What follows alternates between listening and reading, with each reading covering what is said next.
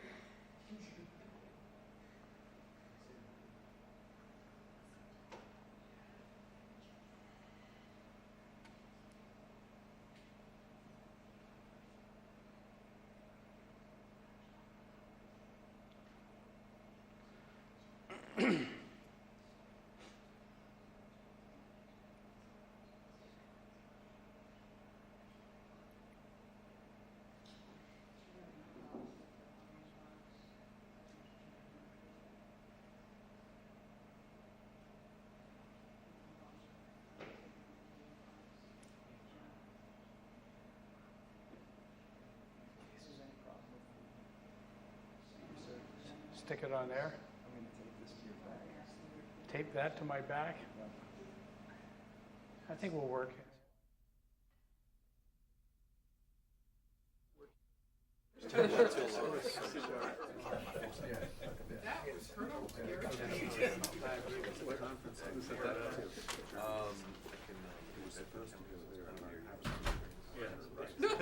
He does look like somebody ought to get up on the other end of this thing.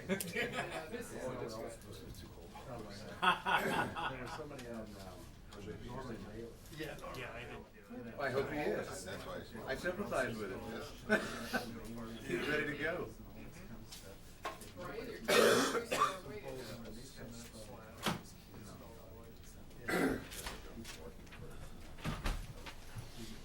He's looking at his watch, Brian. He's flipping a pencil up and down like that.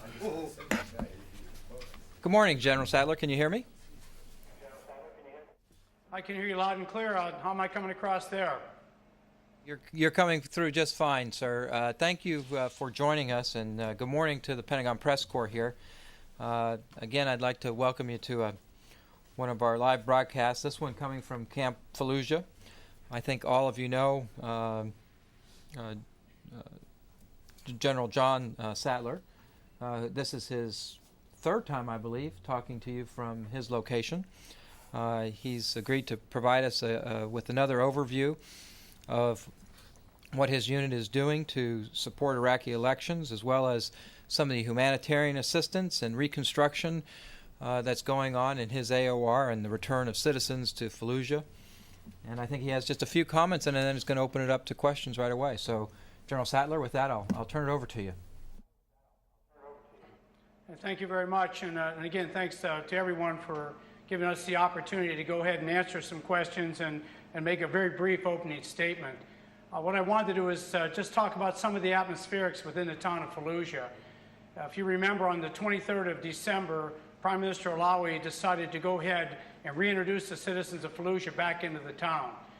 He made the decision we would do it one district at a time, and there were a total of 18 districts within the city.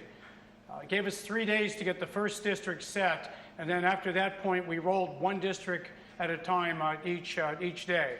On the first day, on the 23rd of December, just to give you an idea of how the atmospherics have changed, how the Fallujah people have become more comfortable, more confident in the security environment within the town, On the first day we opened up, we brought 921 citizens back through the checkpoints.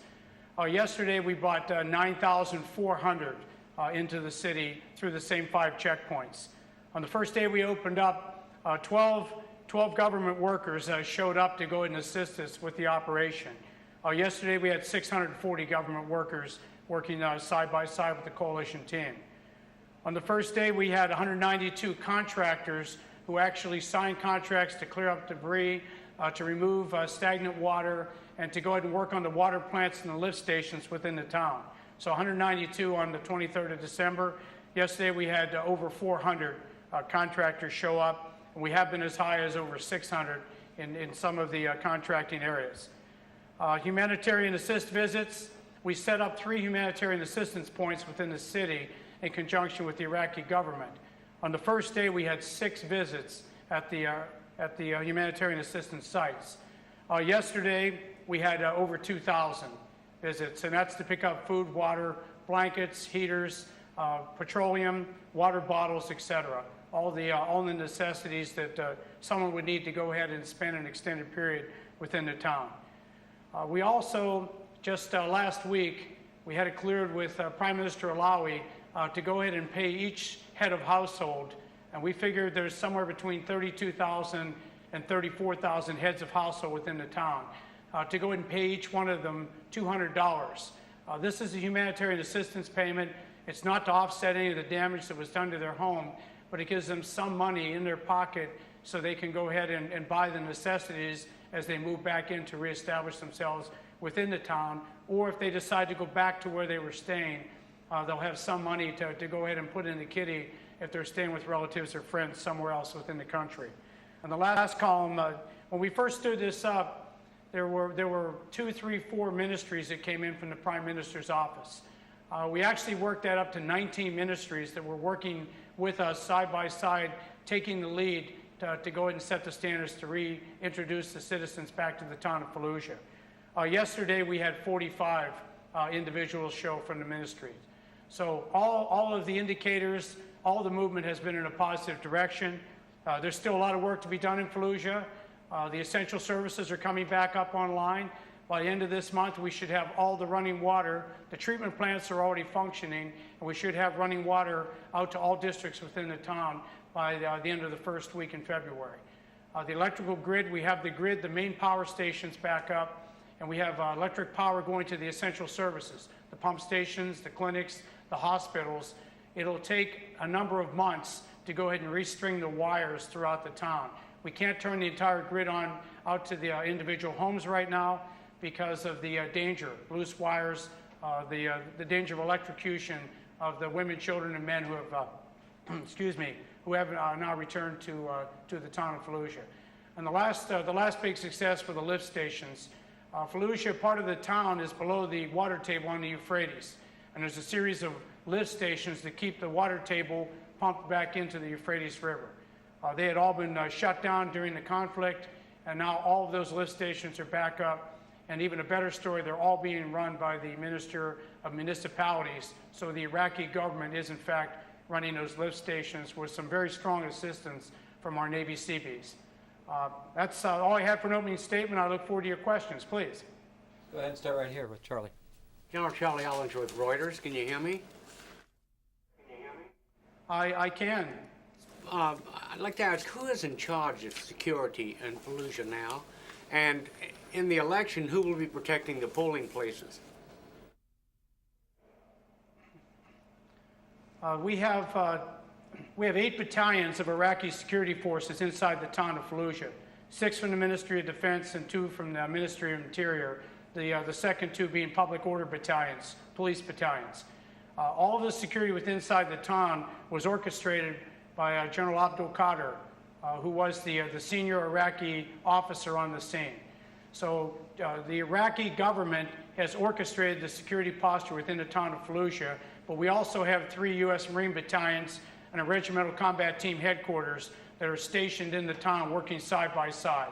So the security itself is being directed by the Iraqi government, but we are in close, very, very close partnership. When it comes time to provide security for the polling sites throughout all of Al-Anbar province, This, once again, will be a partnership. The Iraqi security forces will take the lead. In those cases where it's possible, they will have the inside cordon. They will definitely have the actual physical security inside the polling sites. But we will be where we need to be, in the strength we need to be, and we'll move where we have to go as things start to unfold on Election Day and prior to Election Day. So the rules are purposely, they're left vague at this point. But let there be no doubt in anyone's mind that the Iraqi security forces are deeply involved and are in fact in the lead. Go ahead, Carl. General, it's Carl Rochelle with NBC. Do you see any recurrence of insurgents coming into the city, any of the guerrilla rebel forces coming in, and are there any incidents of shooting at all, or is that all quiet now? Carl, for the last about week, it's been fairly quiet, but we still, as I mentioned, in conjunction with the Iraqi security forces, all the patrols they're all combined right now, meaning there are Iraqis and U.S. Or coalition forces. We've shuffled the deck. So the patrols throughout the city, they are proactive patrols. They're not sitting back waiting to react. On occasion, they'll find somebody who's in a place where they shouldn't be, and they'll bring them in. We may detain them overnight and go ahead and question them. Somebody doesn't have the proper papers, it's in the wrong district of the town. But we did have sporadic gunfire and fighting in the early stages as we started to populate the town.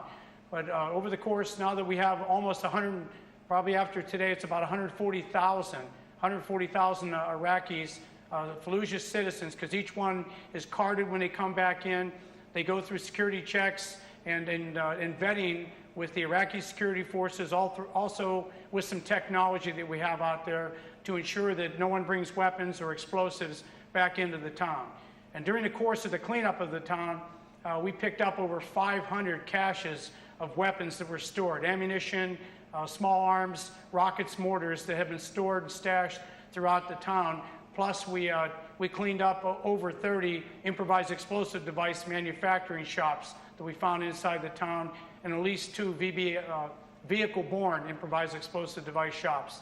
So, long answer to a short question, we have not had any activity, any hostile fire against either Iraqi security, civilians, or coalition forces in at least the last 10 days. Just to follow up, if you will, General, the insurgents who were in the town, particularly the foreign nationals who were in the city causing problems, any sense of where they went when you guys shut down Fallujah? At least 72 of them are in detention right now, we know for a fact. I would tell you that a large portion of them did not make it out of the town. Those who did make it out of the town, some of them went to the outlying areas.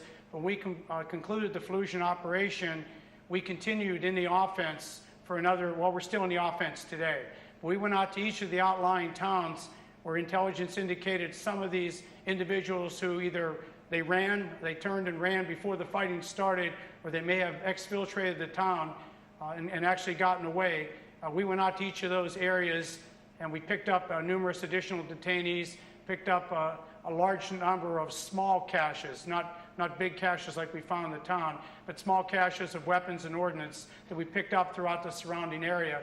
And we believe that we either picked them up out there. It's just hard to tell a foreign fighter. It's hard to tell a terrorist who came from outside because they don't carry any documentation.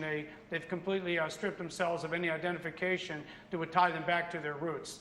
So if there are any others, there may still be some out in the west in the Al Anbar that we haven't discovered yet, but we haven't stopped looking. We're constantly breathing down their neck. We're keeping them off balance. We're using all the tools in the intelligence toolbox to go ahead and fix them, and then we're going to go finish them. And that could be capture, or if they resist, then we kill them. Go over here to Barbara Starr. General Sattler, Barbara Starr from CNN. A couple of questions.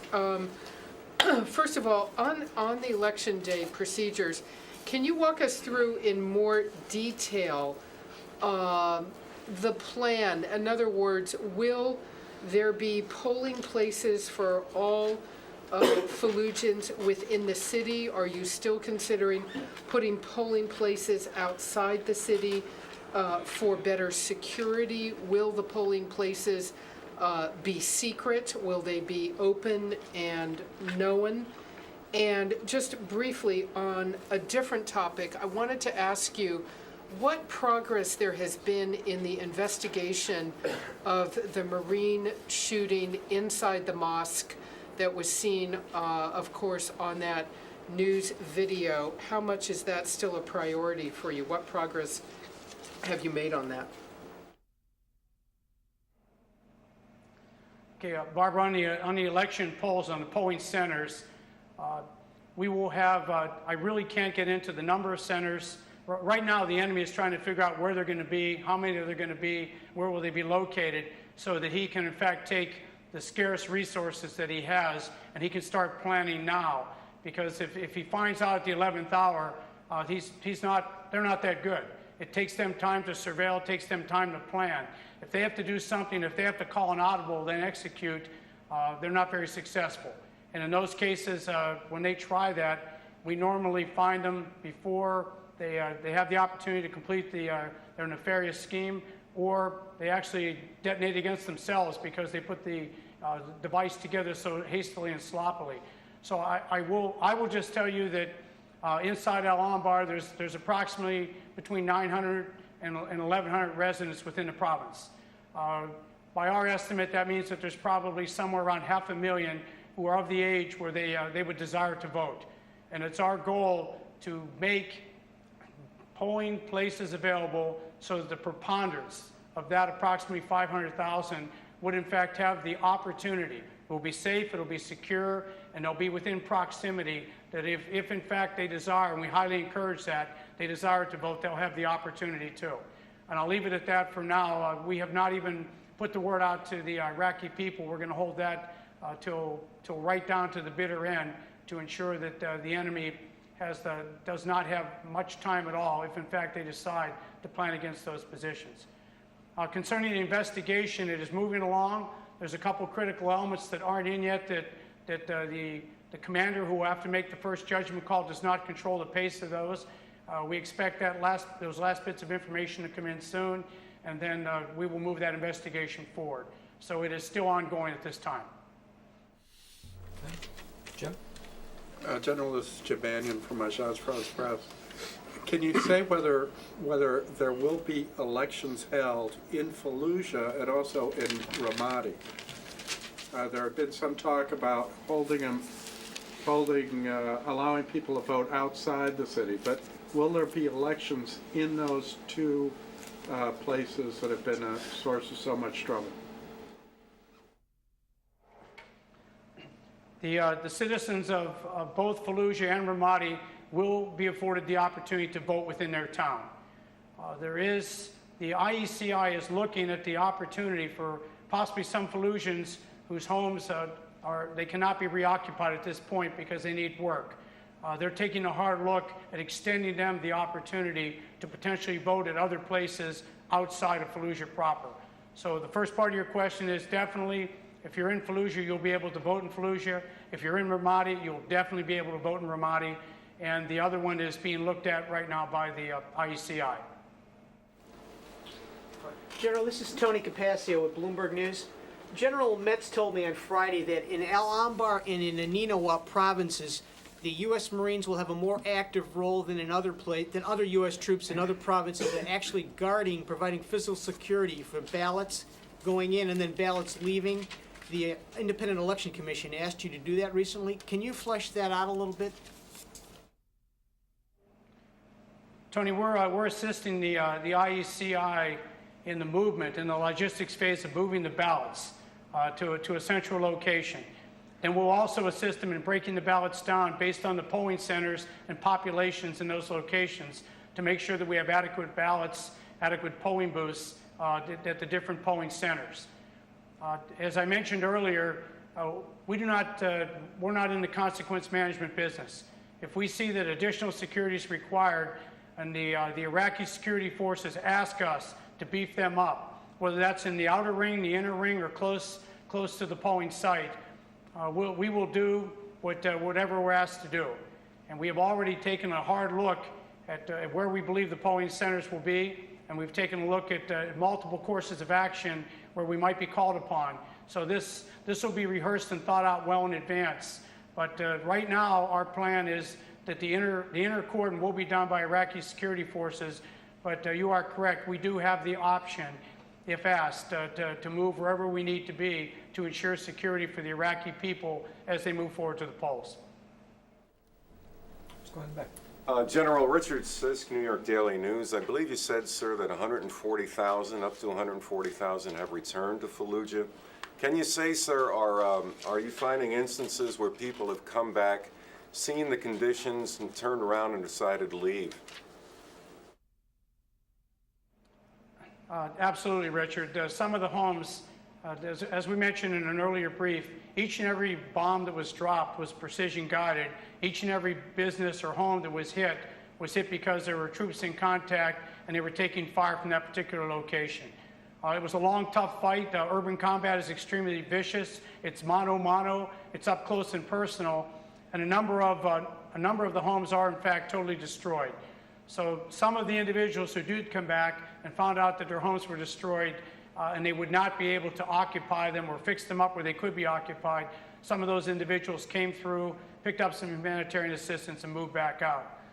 Now, we feel that they probably came back in again once we started to pay the $200 humanitarian assistance payment, because it's not there to repair your home. That'll be done later. But this was just to give each and every head of household a stipend so that they could get on with their lives in the interim. So I can't give you the number of those of folks who came back and found themselves in that situation, but yes, some of them did. Sir, you still say that currently you believe about 140,000 have returned? 140,000 have come back into the town. Not close to that number right now because of the temperatures at night, and we don't have the electricity on, and they're just now starting to bring in generators. We're seeing more lights on every night.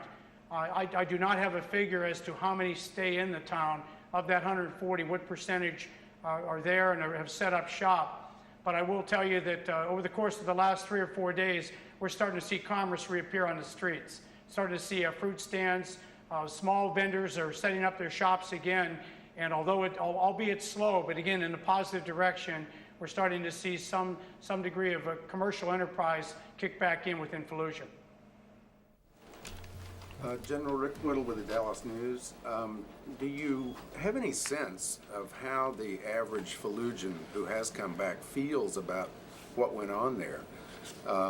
Do you think that they are grateful that your troops came in and got rid of the insurgents, or are they resentful at all the damage and that more eager to see the United States leave Iraq? It's a mixed bag, Rick. So some of the folks who have come back have made it very clear to us that they felt that the thugs, the murderers, the intimidators, the foreign fighters, the Zarqawis, the Janabis, the Hadids, as you notice, none of them were there when it actually came time to fight. So they came in and used their town. They mortgaged the town of Fallujah for their own cause. They brought nothing to the town. They have not done one thing for the individual Fallujah citizen. They just brought chaos and destruction, and then they left, and they've taken it somewhere else, at least at this time. A lot of the Fallujah people see it that way, but there's still the destruction of their homes. I believe that once we're able to go ahead and start to do the evaluation on the homes, and we're starting to settle claims for the individual homes, where Fallujahs will be able to take a larger sum of money and then work on their home to put it back online, or if it's totally destroyed, we'll remove the rubble and then they can rebuild. I think that we'll see this a continuation of the positive attitude that's there right now. But that's what needs to be done at this point, and that's what we're working on in conjunction with the Iraqi government. So I can't put a percentage on it. If you walked out there, there's a lot of happy people to be back, to see their personal belongings, to see their town, but there was a hell of a fight there, as you know. So there is destruction, and there is some dismay and despair.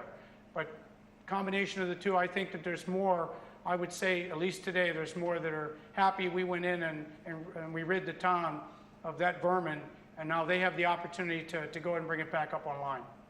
Just one more thing. Back when, after the initial success against the insurgents in Fallujah, you said that you thought you had broken the back of the insurgency. How did you mean that exactly, and what would you say about that today? I was, when I said that we had broken the back of the insurgency, I was speaking towards my area of operations, or our area, the MEF's area of operations, which includes the Fallujah all the way out to the west to Habaniya and Al-Qayyam on the Syrian border, goes down to An-Najaf, and at that point it went up into northern Babil. For example, and I took a look at the statistics before I came in. We had 270 attacks on us out here in the west, in the areas I just talked about, prior to crossing the line of departure on the 7th of November. The week prior, 270 attacks upon us. I just took a look at the last week. We had 92 attacks, the preponderance of those being indirect fire and IEDs, improvised explosive devices. Now, we'd all like to see the 92 go down to nothing, and a large number of those 92 were ineffective, meaning there were no casualties or no damage to equipment.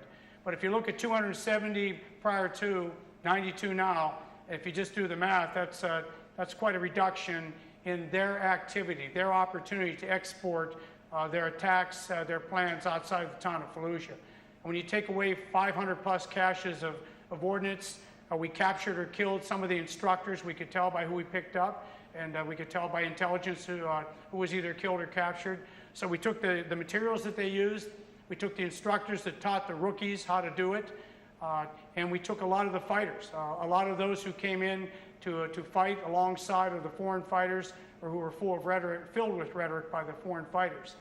One other metric I'll throw out, that this camp where we are standing today, we were averaging 3 to 5 attacks a week of indirect fire, rockets and mortars on this camp.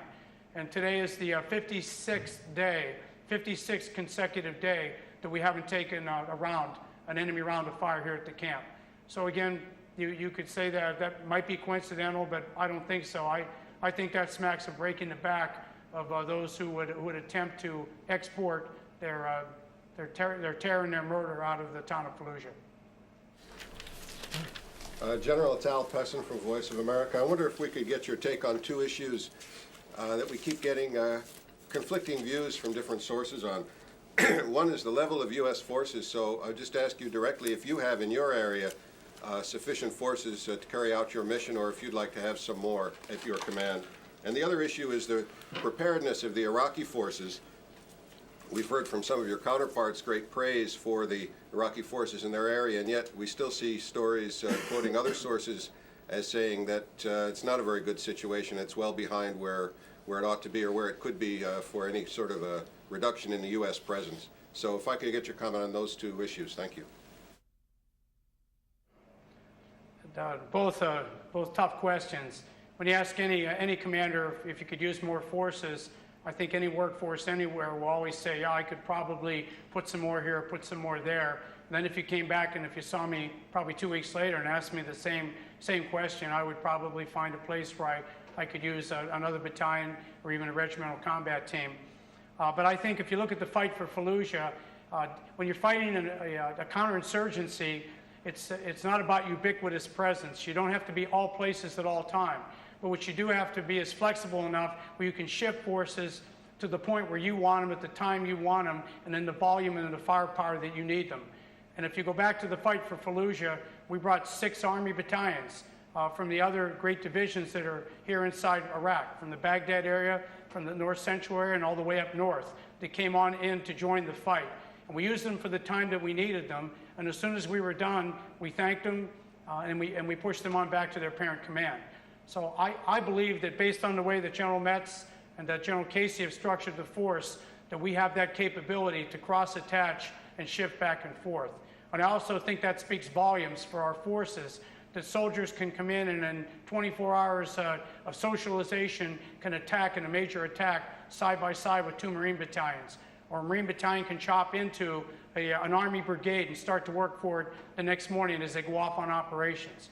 And right now we have chopped forces up to the 1st Cav, up to General Corelli up in Baghdad. He has portions of the MEF working for him now. So I think we can accomplish what more forces would accomplish by virtue of using the ones that we have wisely, and I think that, that General Casey and General Metz have done that. The second part of your question concerning the Iraqi security forces, when we conducted the fight inside Fallujah, we had 5 battalions of Iraqi forces that fought beside us. They fought extremely well. They had been seasoned forces that fought next to the Marine Expeditionary Unit down in Najaf, along with 2 other Army battalions there. So they were already battle seasoned. Some of them fought up in Samarra. So when they showed up, we had about 4 or 5 days to cross attach and train with them, and they did extremely well, fighting beside us up in the northern portion of the town, and then actually taking the lead when we kicked down to the south. They populated the preponderance of the buildings in the north that had to be re-cleared. So very capable forces. The leadership's coming up online. If you remember back in April, it was nowhere close to what I just described. And then if you fast forward, before the 23rd of December, when we brought the Fallujah people back, all 5 of those battalions were replaced by another, in this case, 8 battalions of Iraqis. 6 from the Ministry of Defense and 2 from the Minister of Interior that are still working with us inside the town, and they're doing a great job. There's growth. There's lots of room for growth everywhere, but that's why we work side by side. That's why we trade ideas and thoughts. They get a chance to watch our leadership. We get a chance to watch their leadership. So it's a cross-learning experience. And I'm very comfortable and very confident of the Iraqi security forces. We have another battalion of police commandos that's working out inside Ramadi that's also doing great things with the 2nd Brigade Combat Team that's out there working with them. So I'm on the side that gives a thumbs up to the Iraqi security forces, but there's still more work to be done. I'll go ahead and follow up, and then we got time for one more, I think. You said you referred to side-by-side and joint patrols quite a bit. Are the Iraqis launching any independent operations in your area? Yes, they are. But keeping in mind that the 6 battalions that came in, the first battalions that we had, the 5 that fought the battle for Fallujah with us, they did a number of independent ops at the company level and even at the battalion level. So that was a more mature unit, had more experienced leadership, had already been tested in 2 fights before they got to us. When they left, the units that came in were fairly new Iraqi units, had been through the full boot camp, had their training, but you need that experience, and you need to walk, you need to crawl, walk, run before you start to do independent ops. We wanted to be working together. We don't want to be independently inside Fallujah after we brought in over 100,000 Fallujahs. So it works very well for the cultural, for the language challenges to have the units working together. So that's the other reason why we shuffled the deck inside the town. The police commandos, they'll take their own intelligence. They'll use us as the outside cordon, and the police commandos that are operating up inside Ramadi, they are doing independent ops. They'll plan the operation and they'll execute it themselves, and we're nothing more than backup in a lot of the cases up there. Mike, we're going to make you the last one here. General, it's Mike Mount with CNN. Just wondering if you could tell us the progress or what you've been doing along the Syrian border to cut back on folks coming through, foreign fighters coming through the border there, as well as the rat lines that crisscross your section of the country. The State Department is doing a lot of work with the government of Syria, and the Syrians have really stepped up on their side of the border to go ahead and ensure that any cuts through the berms were filled back in, and to ensure that they have more active, proactive patrols working the Syrian border from the Syrian side. We also still have the border crossing point in the town of Husayba, which is way out on our west, right north of El Qayyam, still shut down. We're not letting flow go back and forth through that border point.